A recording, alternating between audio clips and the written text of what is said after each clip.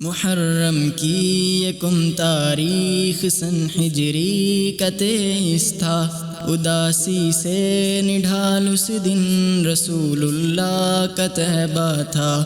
فلک بھی اپنی بینائی پہ شرمندہ ہوا ہوگا، یقیناً سوچتا ہوگا کہ اس نے آج کیا دیکھا۔ ذرا اب دل کو تھامو اور سنو اس قصہ غم کو، نہ ہرگز روک پاؤ گے یقیناً آنکھ کے نم کو۔ عدی کے خانوادے کے جری بیٹے کا قصہ ہے، وہ جس سے دین میں کا ہے، یہ اس غنچے کا قصہ ہے، وہ جس کو دیکھ کر شیطان بھی رستہ بدلتا تھا، وہ جس کی ایک نظر سے کفر کا ایواں دہلتا تھا۔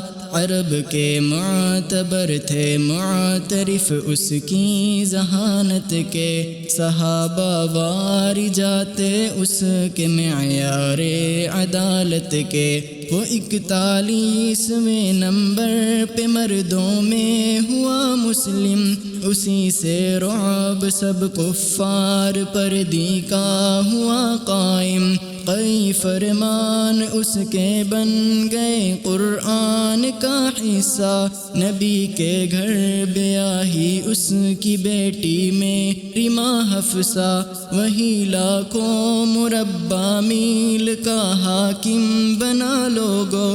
خلیفہ دوم ہر مومن نے ہے دل سے کہا اس کو، رسول اللہ نے فرمایا نہیں ہے ہاں، اگر ہوتا جو میرے بعد کوئی بھی نبی تو وہ عمر ہوتا۔ شہادت کی بھی دی پیشین گوئی پیارے آقا نے، احد پر جب وہاں ابو بکر اور فاروق و عثمان تھے، خلافت آپ کی قائم رہی 10 سال تک ایسی۔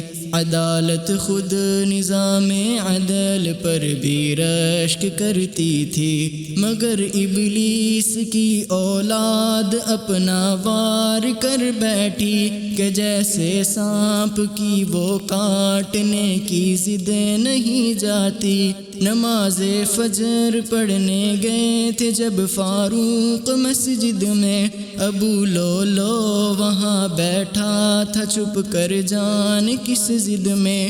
وہ کھٹیا ذات ایک محراب کے پیچھے سے آ نکل کر عین دوران نماز اس نے کیا حملہ، کیے خنجر سے وار اس نے عمر فاروق پر اس دم، تو بہ نکلا وہاں خون عمر کثرت سے پھر پہم۔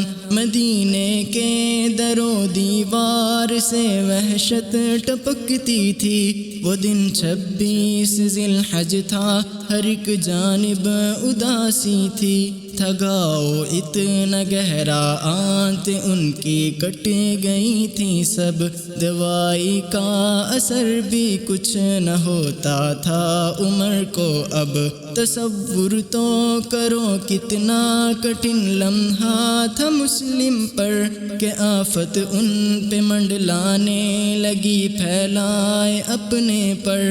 کیا پردہ گرا کر چل دیے فاروق پھر چلمن، ادھر رو رو بگائے چشم مسلم نے سبھی دامن۔